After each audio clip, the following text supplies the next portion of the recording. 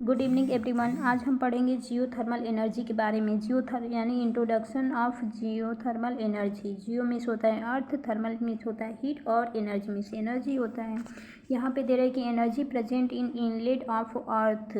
फिर इसके बाद दे रहा है कि earth's interior energy present in interior on the earth. उसके बाद earth's interior of in the form of heat. फिर volcanoes, glaciers and hot spring are visual science. इसके बाद है among of heat layering in earth's interior. फिर the geothermals energy from earth's interior is almost. फिर इसके बाद centre of earth जो होता है वो 10,000 होता है।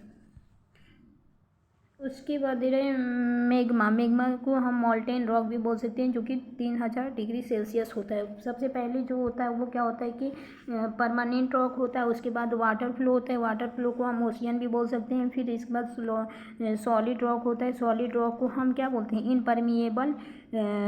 इनपरमिएबल बेड रॉक बोलते हैं। फिर मेग्मा को मेग्मा बोलते हैं या मोल्टेन रॉक बोलते हैं, जो कि 1000 होता है। फिर इसके बाद है कि सोर्स ऑफ जियोथर्मल एनर्जी। इसमें है हाइड्रोथर्मल, जियो प्रेशराइज्ड, उसके बाद हॉट ड्राई रॉक है। उसके बाद कहेंगे hot dry rock, hot dry rock,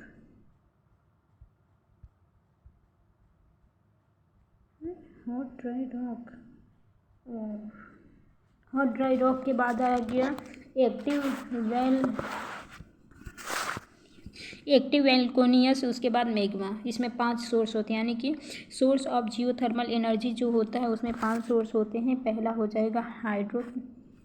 जाएगा हाइड्रोथर्मल, जियो प्रेशराइज रीजन, फिर हॉट ड्राई रॉक, उसके बाद है एक्टिव वेलकोनियस, उसके बाद है मेग्मा।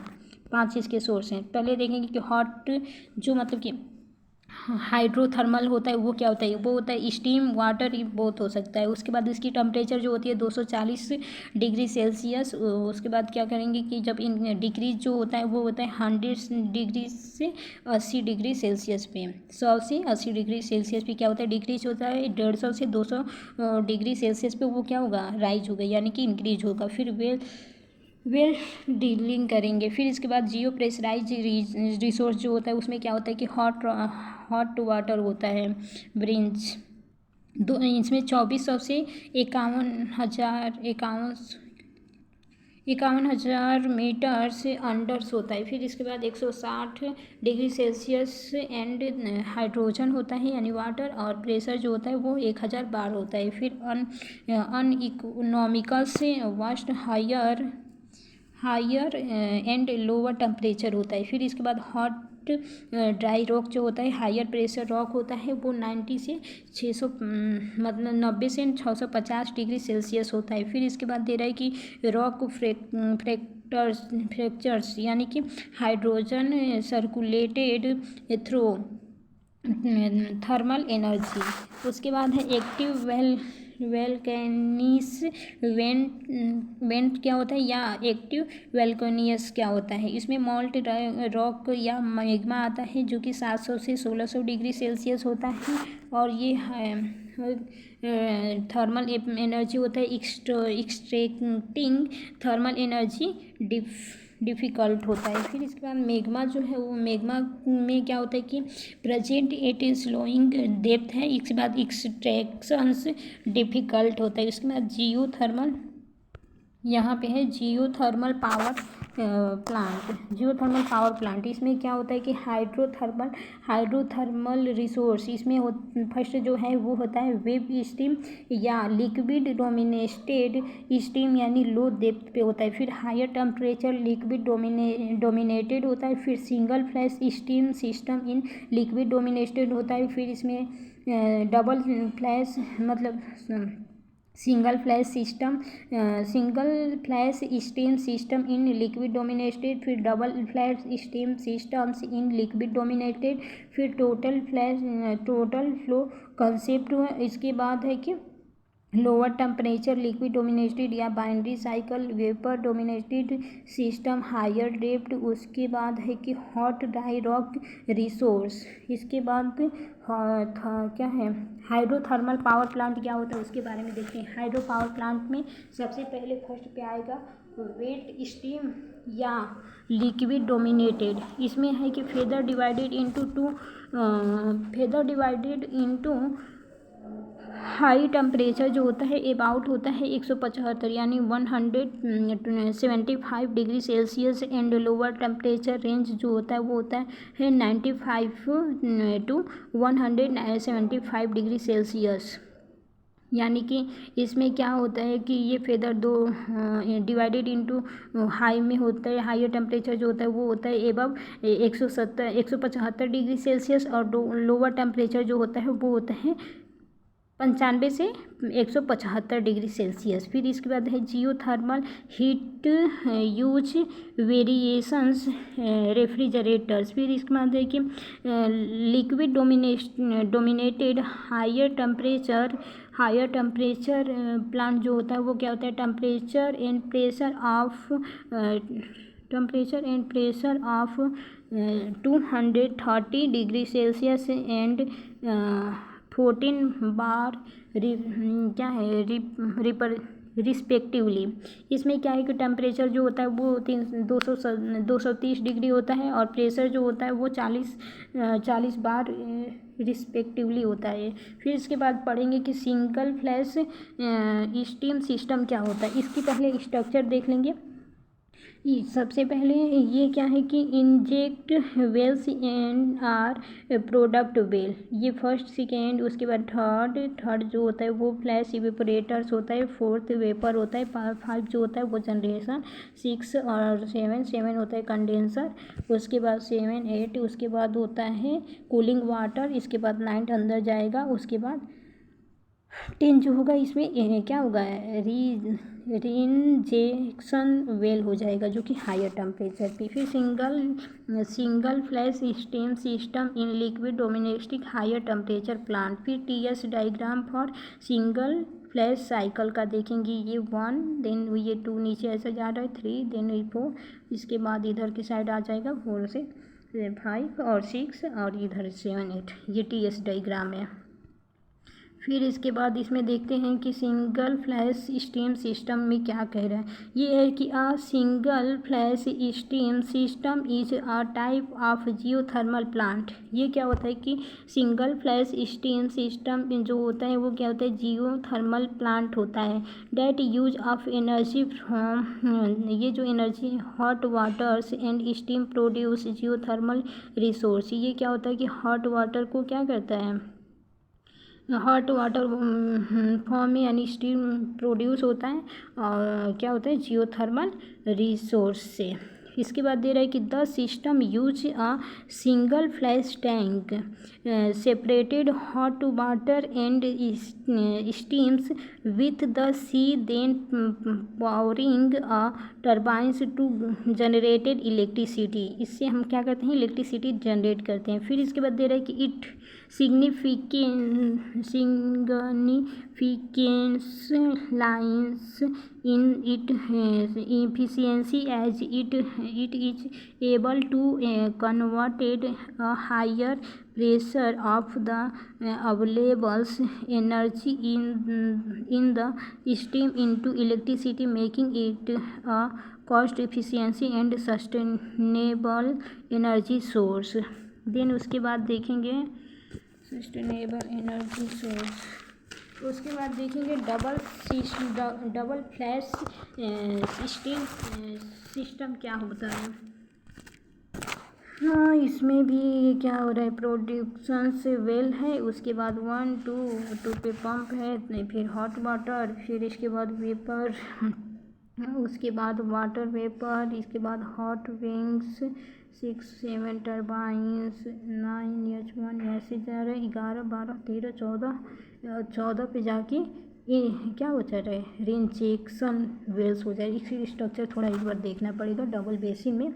और इसमें क्या है कि एचपीटी जो होता है वो क्या होता है, हायर प्रेशर टरबाइन होता है। एलपीटी जो होता है वो लोअर प्रेशर टरबाइन होता है। Double flash system in liquid dominating higher temperature plant होता है। इसकी थोड़ी वो टीएस जो डायग्राम सिंगल में थोड़ा सिंपल टाइप का था और इसमें थोड़ा सा हल्का सा डिफ़िकल्ट है। 1 2 3 4 5, तो इसको थोड़ा सा देख लेंगे। 3 तक तो सही है, लेकिन ये 4 इधर आ रहा था उसमें, लेकिन ये 4 इसमें आ रहा है इधर। 5 6 7 कहाँ 7 8 9 10। थोड़ा सा ध्यान से इस फिगर को देख लेंगे। TS diagram of double flash cycle जो है उसको 1-2 बार बना के भी हम प्रैक्टिस कर लेंगे। आप लोग कर लीजिएगा, क्योंकि ऐसी चीज़ें नहीं समझ में आएगी।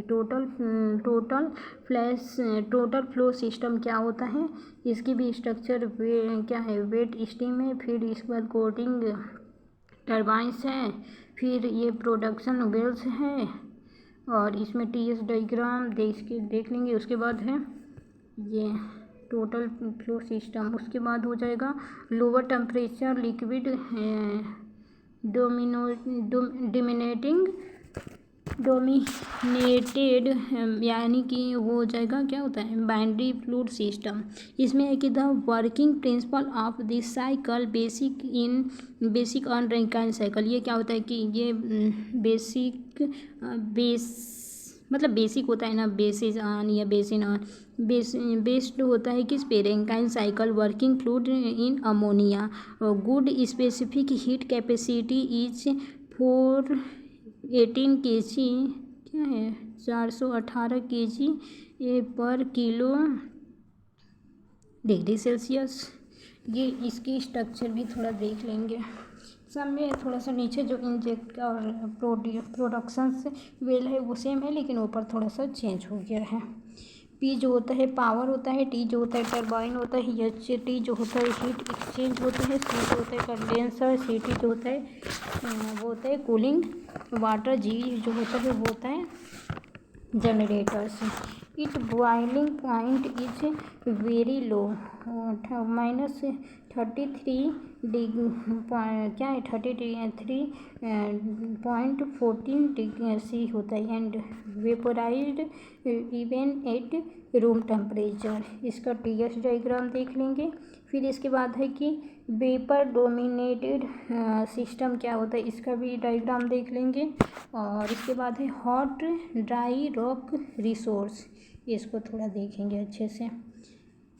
इसमें क्या कर रहा है कि हीट एक्सचेंज कर रहा है। फिर इसके बाद क्या है कि hot water cold water generators make of. उसके बाद है कैविटी ऑपरेटेड बाय बैलेस्टिंग। फिर इसके बाद दे रहा है कि hot dry rock resources H D are क्या होता है उसके बारे में थोड़ा सा देखते हैं। ये दे रहा है कि refer to geothermal energy that can be use from hot rock dipped beneath the energy earth surface. इसके बाद H D R offers a very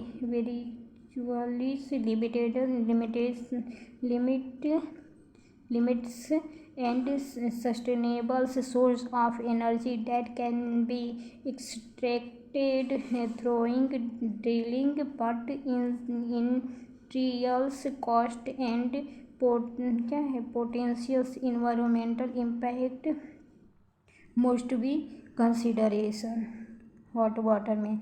फिर इसके बाद देखेंगे नहीं क्या था, hot dry rock resource H D are. और उसके बाद ये देखेंगे यहाँ पे क्या किया गया है, comparison of flash steam and total flow concept. इसमें क्या है कि टोटल फ्लो कंसेप्ट का, फिर सिंगल फ्लैश स्टीम का, फिर इसके बाद डबल फ्लैश सिस्टम की वो क्या कर रहा है, कंपैरिजन कर रहा है।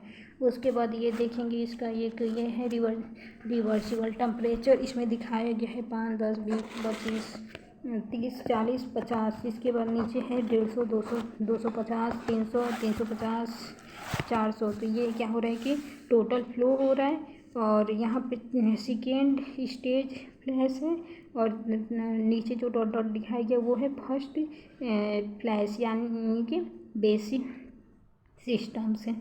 इसके बाद देखेंगे comparison of geothermal power plant with conventional power plant. ये इसके बारे में थोड़ा सा देखते हैं।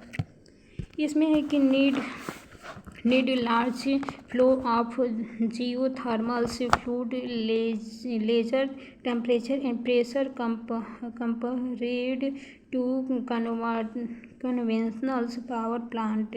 उसके बाद है transportation over long distance the transmission cost is more. Hydrothermal plant does not needed waters for क्या है coolings purpose unlike conventional power plant. फिर इस hydrothermals plant causes lesser pollution compared to conventional power plant. इसके बाद है कि hydro power plant does not needed any supply of fuel. फिर इसके बाद है advantage of geothermal power plant. इसमें क्या दे रहा है कि ability is independence of वेदर्स small space in required installs the plant does not require any supply of fuel generated heat listed pollution continuously supply. Disadvantage of geothermal power plant available lower grade heat and temperature of geothermal fluid is low during dissolved gases and saluted air and land pollutions seismic imbalance। उसके बाद देखेंगे any क्या है earthquake या seismic imbalance. Geothermal energy ये है ना, हाँ, geothermal energy can not transport over long distance less than 30 kilometres. फिर यहाँ पे दे रहा है कि the life of plant equipment is limited due to corrosive and nature of geothermal fluid. फिर इसके बाद दे रहा है कि एप्लीकेशन ऑफ जियोथर्मल एनर्जी। यहाँ पे पहले बनाएंगे हॉट वाटर से, फिर इसके बाद है सैचुरेटेड स्टीम्स जो कि 200 से लेके 330 तक बनाएंगे, यानी 200, 180, 170, 150, 160, 140, 130, 120, 110, 190, 80, 70, 60, 50, 40 और 30। 200 पे जो होता है वो क्या होता है कि नहीं, ऊपर जो है उसको हम लिखेंगे कि direct use applications for geothermal resource. 200 जो होता है वो होता है रेफ्रिजरेटर बाई अमोनिया अबसॉर्प्शंस। फिर यहाँ पे हो जाएगा having water hydrogen sufficient process. इसके बाद है drillings of fish mills and timbers aluminium Y process. इसके बाद मीडियम टेम्परेचर से ड्रिलिंग्स ऑफ ऑर्गेनिक क्या है मटेरियल्स एग्जाम्पल हो है। इसके बाद है सी वेल्थ गजेज वेजिटेबल्स ETC यानी स्पेस हीटिंग्स बिल्डिंग्स प्लस जियो क्या है ग्रीन हाउस। उसके बाद हो जाएगा 15 पे मशरूम ग्रोइंग वेलोजीनियस सॉलिड वार्मिंग स्विमिंग, पता नहीं क्या क्या लिखा है, बायोडिग्रेडेबल्स। फिर इसके बाद है वार्म वाटर फॉर बायोडिग्रेडेबल और फर्मेंटेशन है। उसके बाद उसके नीचे जो है वो है warm water for years round meanings in cold climate. उसके बाद हम लोग 4 यूनिट का भी अभी देख लेते हैं। इसमें दे रहा है कि मैग्नेटो हाइड्रोडायनामिक पावर जनरेशन क्या होता है। Introduction, about 80% total electricity produce in the world is hydro is 20% is nuclear thermal solar geothermal energy from magneto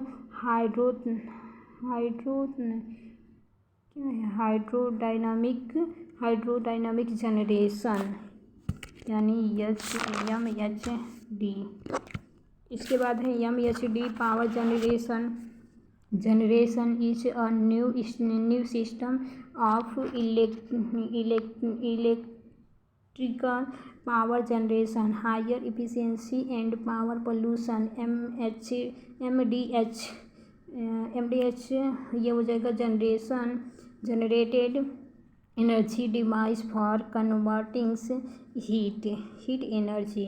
फिर इसके बाद flow directly into electrical energy without conventional electrical generator. Liquid metals like sodium और potassiums. उसके बाद principle of MHD power generation, इसमें दे रहा है कि the principles MHD generation is simply discovers by फ्राडे।